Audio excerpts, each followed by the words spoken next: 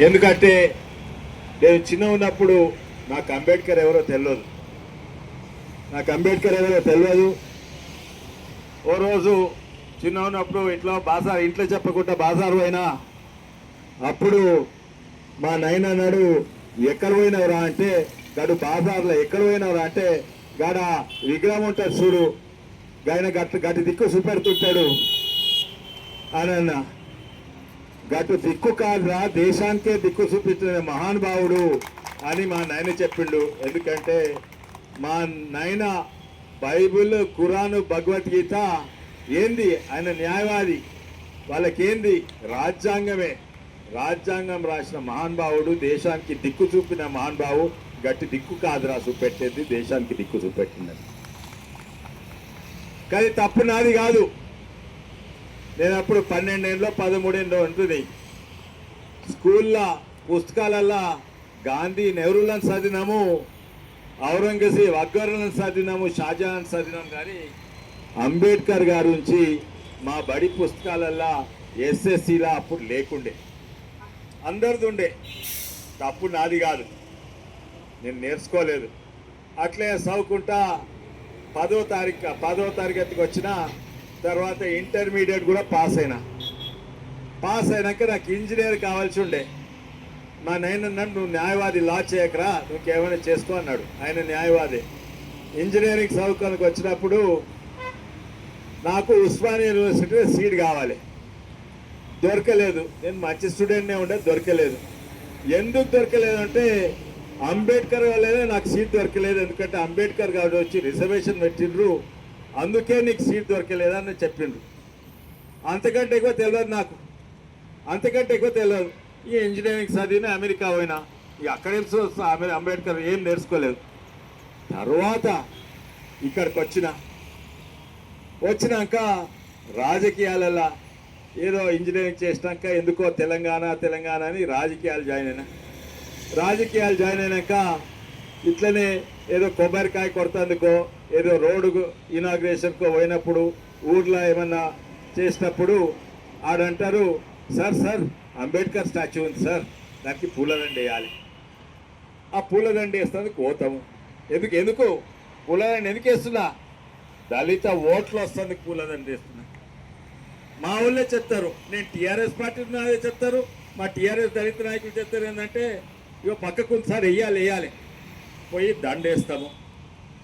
తర్వాత కాంగ్రెస్ ఉన్నప్పుడు అట్లనే, ఇప్పుడు కూడా అట్లనే. కానీ ఎందుకు వేస్తున్నారు దండ? నిజంగానే తెలుసుకున్నారా? గౌరవించిండ్రా? దళితులను తిట్టినోళ్ళు వేస్తారు, దళితులను కొట్టినోళ్ళు దండేస్తారు, దళితులను హింసించిన వాళ్ళు కూడా ఆ ఓట్ల కొరకు దండేస్తారు. మళ్ళీ దండేస్తానికి పోయే వరకు అంత పాత పూడన అట్లే ఎండిపోయి ఉంటాయి, దుమ్ము ఉంటుంది.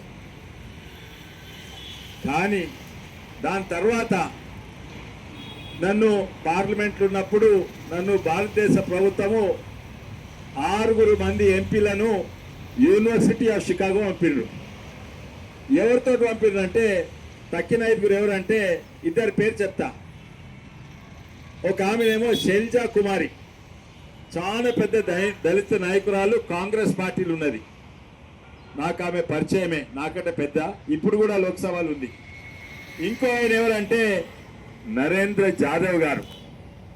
ఆయన బతుకున్న వాళ్ళల్లో ఆయన కంటే ఎక్కువ అంబేద్కర్ గారి నుంచి ఆయన కంటే ఎక్కువ ఎవ్వరికి తెలియదు. 40 పుస్తకాలు రాసిండు. Poona university vice chancellor.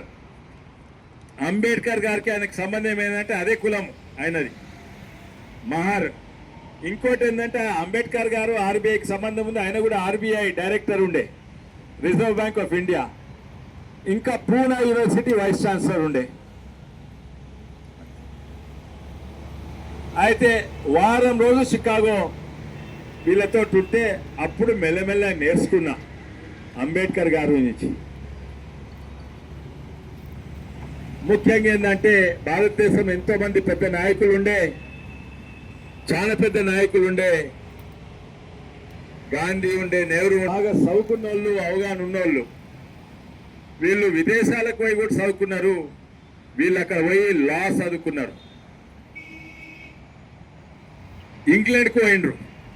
కానీ అంబేద్కర్ గారు ఒక్కరే ఇంగ్లాండ్కు పోయి చదువుకున్నారు, ఇంకా అమెరికా పోయి చదువుకున్నారు. డిగ్రీలు 3-4 డిగ్రీలు, 2 PhDలు చదువుకున్నది. ఆర్థిక శాస్త్రమే కాక పొలిటికల్ సైన్సే కాక లా కూడా చదువుకున్నాడు. ఇంత జ్ఞానం ఉన్న, ఇంత చదువుకున్నైనా 2 PhDలు ఉన్నాయినా భారతదేశం రెస్పెక్ట్. భారతదేశంలో పెద్ద పెద్ద నాయకులు చదువుకునేది ఏంది? లా చదువుకున్నారు. ఓ చిన్న లా డిగ్రీ. ఈయన 3 డిగ్రీలు చేసి 2 PhDలు చేసుకున్నారు. ఏషియా ఖండంలోనే ఇంతకంటే ఎక్కువ చదువుకున్న వాళ్ళు లేకుండే. చదువుకొని వచ్చినాక స్వాతంత్ర పోరాటం మొదలైంది. 2వ ప్రపంచ యుద్ధం అయిపోయింది. ఇప్పుడు స్వాతంత్రం ఇస్తామని తయారవుతున్నారు బ్రిటిష్ వాళ్ళు. అప్పుడు అయితే రాజ్యాంగం రాయాలి కదా, దానికి చైర్మన్ ఎవరు ఉండాలి అని ఒక చర్చ జరిగింది. అందరూ సప్పుడు ఎక్కున్నారు. అందరు కాదు, 2 సప్పుడు ఎక్కున్నారు. కానీ తక్కిన వాళ్ళందరూ వాళ్ళకు అనుమానమే లేదు, ఒకడు దాని చైర్మన్ అంబేద్కర్ గారు ఉండాలి. ఎందుకంటే ఆయన కంటే ఎక్కువ తెలివి, ఆయన కంటే ఎక్కువ జ్ఞానము. ఎందుకంటే రాజ్యాంగంలో అంటే ఒకటే అంశం కాదు, అన్ని అంశాలు తెలిసి ఉండాలి. రాజ్యాంగం అంటే కేవలము న్యాయము అన్యాయం అనే కాదు, అంటే అభివృద్ధి అంటే ఎన్నో రంగాలల్లో పాలసీస్, విదేశాలతో ఎట్లుండాలి పాలసీస్, అన్నిట్లో అవగాహన ఉన్న వాళ్ళు ఎవరంటే అన్నిట్లో ఎక్కువ ఈయననే ఉండేది. ఎవరన్నా వచ్చి అడగాలంటే ఏదైనా ప్రశ్న ఈయననే అడిగేది. అందరు కూడా ఒప్పుకున్నారు, ఈయన చేసిండ్రు. అయినాక అప్పుడు కూడా ఎలక్షన్స్ ఉండే. ఎలక్షన్స్ ఈయన నిలబడితే మొట్టమొదలు ఓడగొట్టిన వాళ్ళు తెలుసు మీకు. ఎవరు ఓడగొట్టిండ్రు? ఈయన సొంత పిఏను కొనుక్కున్నారు. నారాయణ్ షడోబా కజ్రోల్కర్ అని ఆయన పిఏ. ఆయన చూసుకునేటన్నిటిని ఆయన కొనుక్కొని ఆయన నిలబెట్టి, ఎవరు అప్పుడున్న నెహ్రూ గారు అన్నిట్లో మంచి పని చేసిండు కదా, ఇదైతే తప్పనిసరిగా తప్పు చేసిండు. నెహ్రూ గారు ఆయన పిఏను నిలబెట్టి ఆయననే బాంబే వెస్ట్ నియోజకవర్గంలో నిలబడితే ఓడగొట్టిండ్రు. అది ఓడగొడుతందుకు అప్పుడు కాంగ్రెస్ పార్టీకి నాకు ఓడగొడుతందుకు శక్తి లేకుండే. ఎందుకంటే అంబేద్కర్ అంటే చాలా పాపులర్, అందరికీ తెలుసు. అయితే శక్తి లేకుంటే ఏం చేసినంటే, అప్పుడు వేరే ఇది కమ్యూనిస్ట్ పార్టీకి వేరే సిద్ధాంతము, దానికి వ్యతిరేకంగా కాంగ్రెస్ పార్టీ సిద్ధాంతము, ఇద్దరు కలిసి పైసలు పెట్టి ప్రచారం చేసి ఓడగొట్టింది. రెండోసారి నిలబడితే రెండోసారి ఓడగొట్టింది. మూడోసారి గురించి తర్వాత చెప్తాను. కానీ ఎక్కడ చూసినా కూడా అంబేద్కర్ గారికి ఎన్నో మంచి గుణాలు ఉన్నాయి, ఎన్నో మంచి పనులు చేసిండ్రు. ఆయనకు మొట్టమొదటి జాతీయవాదము, దేశం మీద ప్రేమ అన్నిట్లో ఎక్కువ ఉండే ఆయనకు. అందుకే ఇవన్నీ మంచి పని చేసిండు, ఎన్నో మంచి పని చేసిండు. కానీ ముఖ్యంగా ఒకదాని గురించే మాట్లాడతారు, ఏంటంటే సామాజిక న్యాయం చేసిండు. చాలా మంచి పని, సామాజిక న్యాయం చేసిండు, దళితులకు న్యాయం చేసిండు. అది ఒక్కదాని గురించే 99% మాట్లాడతారు. కానీ వేరే మంచి పనులు గిట్ట ఎవరు కూడా చాలా తక్కువ మంది మాట్లాడతారు. కానీ అది కూడా ఎందుకు చేసిండు? ఆయన దళితుడని ఇంకో దళితులను బాగు చేస్తామని చేయలేదు, అది దేశానికి మంచిదని చేస్తాడు. ఆయన దళితుడు మా కులాన్ని మంచి చేస్తుంది కాదు, ఎందుకంటే ఆయనకు అన్ని రంగాల మీద అవగాహన ఉన్నది. అమెరికా ధనవంత దేశం ఎందుకైంది? ధనవంతులు ఇంకా ధనవంతులైనరా? అందుకు కాదు, పేదోళ్ళు ధనవంతులైతేనే దేశం ధనవంతులైతే. దాని కింద ఆర్థిక శాస్త్రంలో లాజిక్ ఉంది. ఎవడో ధనవంతుడు ఒక సబ్బు ఫ్యాక్టరీ పెడతాడు, ఎవరో ధనవంతుడు టెక్స్టైల్ మిల్ పెడతాడు, బట్టలు కుట్టేది. ఇంకో ధనవంతుడు మోటార్ సైకిల్ ఫ్యాక్టరీ పెడతాడు. అవి కొనాలి కదా, కోట్లాది మంది జనాభా కొనాలి కదా, కోట్లాది మంది పేదలు ఉన్నారు కదా, వాళ్ళ దగ్గర పైసలు ఉంటేనే ఈ సబ్బులు అమ్ముడు పోతాయి. అయితే ఈ సామాజిక న్యాయము ఆయన దగ్గర పైసలు ఉంటేనే మోటార్ సైకిల్ కొంటారు, బట్టలు కొంటారు, ఇవన్నీ కొంటారు.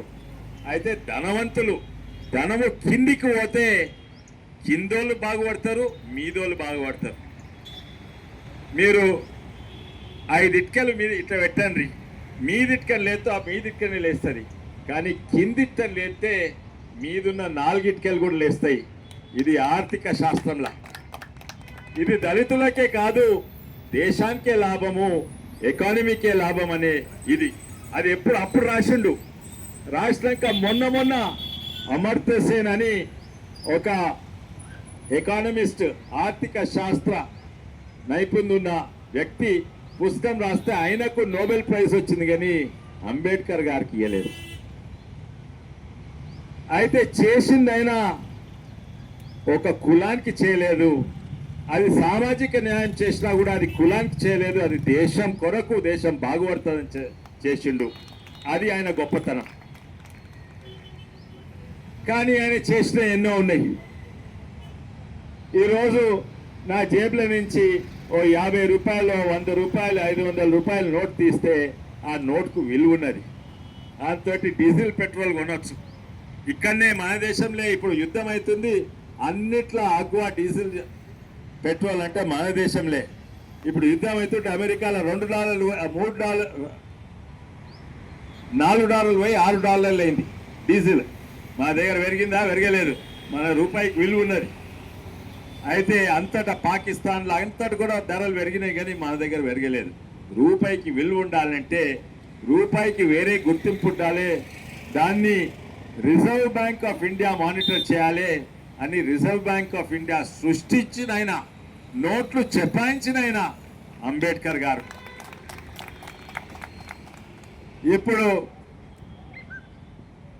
ఇప్పుడు కాదు, కొన్నేళ్ల కింద